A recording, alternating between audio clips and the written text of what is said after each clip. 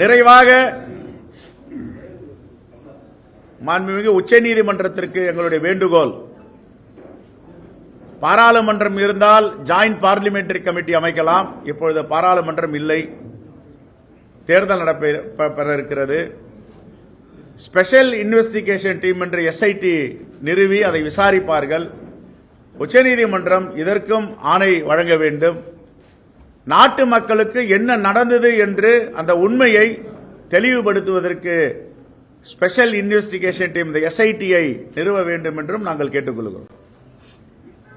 வேட்பாளர் பட்டியல் கேட்டீங்க.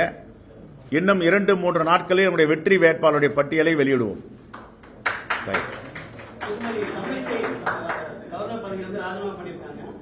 மீண்டும் அவங்க கன்னியாகுமரி தொகுதியில போட்டியிடுறதுக்கு திட்டமிட்டு பாக்குறாங்க.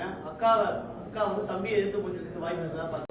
இல்ல, அதெல்லாம் அகில இந்திய தலைமை முடிவு செய்யும். நேற்றுக்கு கம்யூனிஸ்ட் தலைவர் முத்தரசன் ரொம்ப தெளிவா சொல்லியிருக்காரு.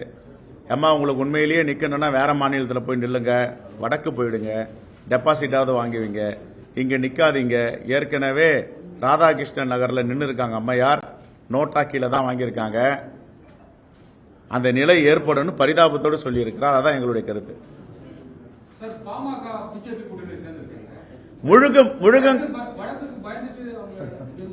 இல்ல, அவங்க வழக்குக்கு பயந்தாங்களா பயப்படலையான்னு அதுக்குள்ள போகிறோம். முழுகும் கப்பலில் ஏறி இருக்கிறது பாமக, அதுவும் சேர்ந்து முழுக போகிறது.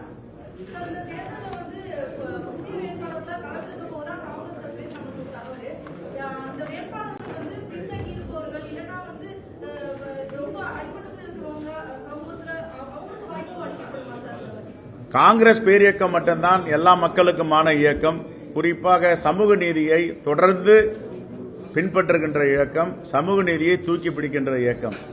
எந்த சமூகத்தின் மக்களும் விடுபடாது, எல்லோரும் இந்த பட்டியலில் இருப்பார்கள்.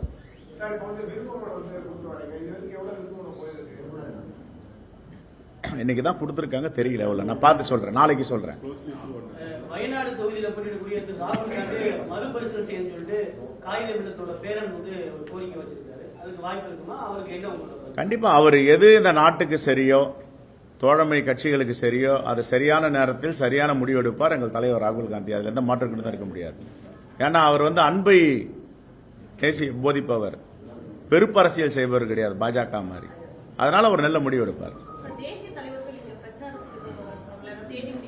எங்களுடைய தலைவர் ராகுல் காந்தி அவர்கள், அகில இந்திய காங்கிரஸ் கட்சி தலைவர் மல்லிகார்ஜுன கார்கே அவர்கள் சூறாவளி சுற்றுப்பயணம் செய்ய போகிறார்கள். எங்களுடைய இந்தியா கூட்டணி வேட்பாளர்கள் பாண்டிச்சேரி உட்பட 40 வேட்பாளர்களையும் ஆதரித்து பிரச்சாரம் செய்ய இருக்கிறார்கள். தேதிகள் இன்னும் ஓரிரு நாளில் நாங்கள் அறிவிப்போம்.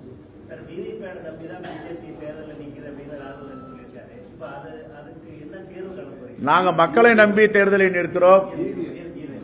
நாங்கள் மக்களை நம்பி தேர்தல் நிற்கிறோம். அவர்கள் இயந்திரங்களை நம்பி தேர்தலில் நிற்கிறார்கள். மக்கள் சரியான தீர்ப்பளிப்பார்கள்.